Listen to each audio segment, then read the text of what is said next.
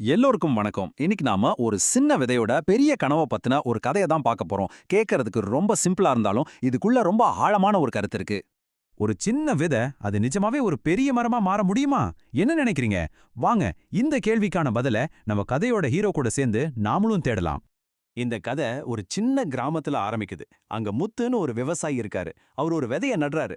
ஆனா பாருங்க, அந்த விதை மத்த எல்லா விதைகளை விட ரொம்பவே பலவீனமா இருந்துச்சு.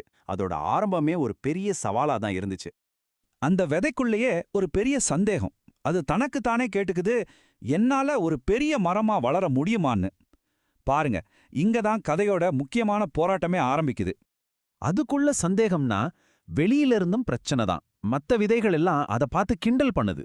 நீயா? நீ ஒரு பலவீனமான விதைதானே அப்படின்னு சொல்லி சிரிக்குது.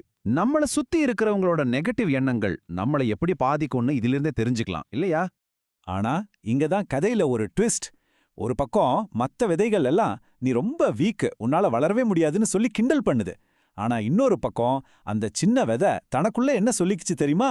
நான் நம்பிக்கைய விட மாட்டேன், என்னால கண்டிப்பா முடியும்னு. இதுதாங்க உண்மையான மனதைரியம்.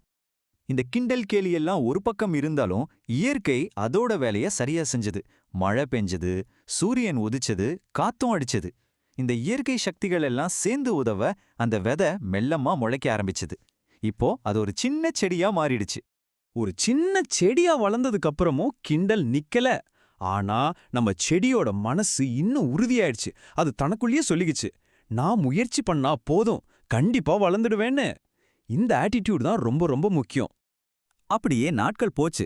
வாரங்கள், மாதங்கள், வருஷங்கள்னு காலம் மெதுவா நகர்ந்துச்சு. இந்த சமயத்துல அந்த செடி யார்கிட்டயும் எதுவும் பேசாம அமைதியா ஆனா ரொம்ப உறுதியா வளர்ந்துகிட்டே இருந்துச்சு. கடைசியா என்னாச்சு தெரியுமா? அந்த சின்ன செடி இப்போ ஒரு பெரிய பிரம்மாண்டமான மரமா வளர்ந்து நிக்குது. ஒரு காலத்துல பலவீனமான விதைன்னு எல்லாரும் சொன்னாங்களே, அதே விதை தான் இப்போ எவ்வளவு கம்பீரமா நிக்குது பாருங்க. அதோட கனவு இப்போ நிஜமாயிடுச்சு. அதோட வளர்ச்சி அதோட மட்டும் நிக்கல. அந்த மரம் இப்போ மத்தவங்களுக்கு ஒரு பலமா மாறிடுச்சு. பறவைகள் எல்லாம் அதோட கிளைகள்ல கூடு கட்டுது. ஊர் மக்கள் அதோட இதமான நிழல்ல வந்து ஓய்வெடுக்கறாங்க. அது உயரமா ரொம்ப வலிமையா நிக்குது. இதுதான் விடாமுயற்சிக்கு கிடைச்ச உண்மையான பரிசு. இது எல்லாம் பார்த்த மத்த செடிகளுக்கு அப்போதான் ஒரு விஷயம் புரிஞ்சுது.